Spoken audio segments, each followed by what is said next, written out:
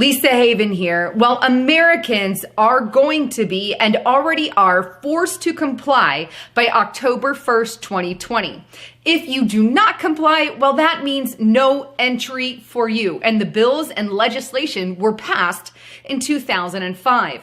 What am I talking about? Well, many of you probably already heard about this, but I want to bring it back up because I think it's a very critical point that we are at in our society today. I am talking about the Real ID. Now, if you've gone to the DMV lately, you may have gotten a notice or some kind of new requirement stating that you cannot fly, nor can you, well, enter any federal buildings if you don't comply with the new federal national ID called a Real ID. For those of you who may not know what the Real ID is, I'm going to throw up the resolution here on the screen, but this was passed again in 2005, and it's called the Real ID Act, House Resolution 1268, and it's titled Improve Security for Driver's License and Personal ID Cards. Now, this requires you, when you go into the DMVs, to submit your name, your phone number, your address, stuff that you would submit for a driver's license. However, it takes it a step further, and it asks for proof of residency, your birth certificate, and your Social Security card. Additionally, this will include facial recognition technology. It reads, subject each person applying for a driver's license or ID card to mandatory facial image capture. What does that mean? Well, that means that they have your face on record in a federal national database. It means when you go to the airport, you can have an ID with your face on it. And in addition to that, they'll have your face on their screen. That is what facial ID recognition technology is. They have your face scanned, and now they have the ability to find you in a crowd. That is the purpose of the Real ID, to get all your information on a federalized, nationalized database. And this is what the government has done.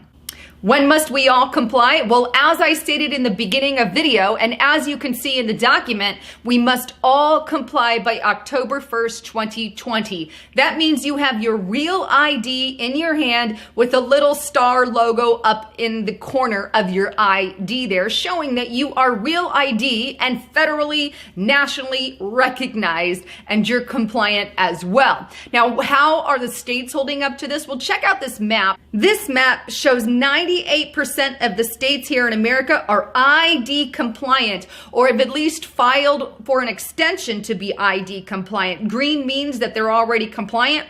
Yellow means that they've actually filed for that extension. Now, this is all part of the United Nations agenda. This is why they're implementing this thing, because according to Article 16.9, everyone in the world needs to have an identification card by 2030, as you can see there. Well, this national ID no longer is it controlled by the states as we have with our driver's license, but now you become a national federalized agent, federalized person with all your personal data given to the feds.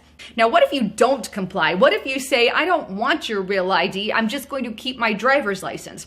Well, obviously, that's an option as well, but you will not be able to fly domestically, nor will you be able to enter any federal buildings. You can't do any of that unless you have a Real ID, and you cannot fly unless you have a passport or a Real ID. In other words, it's a forced compliance on the American people. And fact of the matter is, they're really pushing for it. Check out this report here from news10.com, put out July 2018. DMV encouraging New Yorkers to get the Real ID. K5 News, July 2018. Washington driver's license change to comply with Real ID. Daily Press, June 2018. Virginia DMV introduces new Real ID credentials. The Chronicle, July 2018, Ohio requires new ID by 2020. Golden State Newspaper, June 2018, all California driver's license must upgrade to the new Real ID. Doesn't this kind of remind you of something? You see your papers? I don't think I have them on me. In that case, we'll have to ask you to come along. Wait, it's possible that yes. Here we are. These papers expired 3 weeks ago. You'll have to come along. Halt! Halt! Papers, please. Let me see your papers. You know, here's what I find interesting about the Real ID, that the entire purpose that they pushed this in the first place was around September 11. They said we didn't want more terrorists and we wanted to better weed out terrorists from our country. So let's get a nationalized database, because let's be frank, that's what it is, and make every American comply with their social security numbers, face recognition technology, so we can get that. But here's the thing that they don't say is, if you want to vote, you don't need a real ID. Kind of a catch-22, right? Because if you were trying to get away from voter fraud and it really had anything to do with September 11th and, well, our voting system, then wouldn't they make voting part of Real ID compliant? No. You can still vote having your typical way of voting. You don't even have to support or have your Real ID. The real motive here then shows me that it's 100% control. What's next? Checkpoints? The government's now putting a national ID card together and they want checkpoints. We will be carrying our papers, and they have recommended there'll be checkpoints throughout the country. Isn't that what Nazi Germany did that everybody in America was against? Checkpoints, papers, please. May I see your papers? It seems that checkpoints just might be step 2 in this entire process.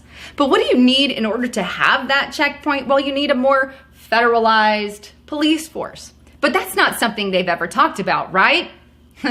Check out this report. It goes all the way back to 2015. The first one's here, USA Today. Reynolds wants a lawless police force. Federalize it. WND News 2016, Obama's federalization of police grows nationwide.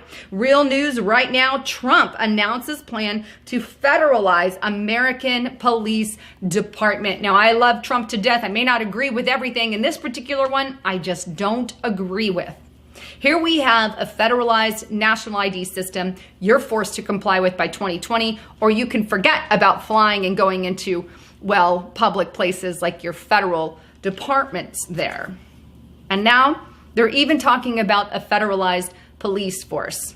This is removing so much power from the states and giving it over to federal. There has to be an equal amount of power in both branches. You can't give everything over to the feds, because then absolute power corrupts. Absolutely. I'm a huge supporter. I believe we need government. We do, absolutely. I don't believe in really big government, but I believe in equal forms of power to the state and to the federal. But this is just simply not going to happen when you federalize everything. Well, I'd love to get your thoughts and concerns on this. Please leave them below. And don't forget to check out my partner at getthetea.com. He literally has the most amazing detox products. The Super Strength Tea specifically has changed my life. And I would not say that unless I mean it. But I encourage you guys to check out and get the Super Strength Tea and stay on it to keep you healthy. Not only that, but the Alley C is really good as well. It helps keep your immune system bold and strong, especially during seasons like this. Well, go to getthetea.com and let them know you heard it on Lisa Haven. Well, with that, if you like what you heard, give me a thumbs up, leave your comments below, and share it on all your social media outlets. Well, I'm Lisa Haven, signing out.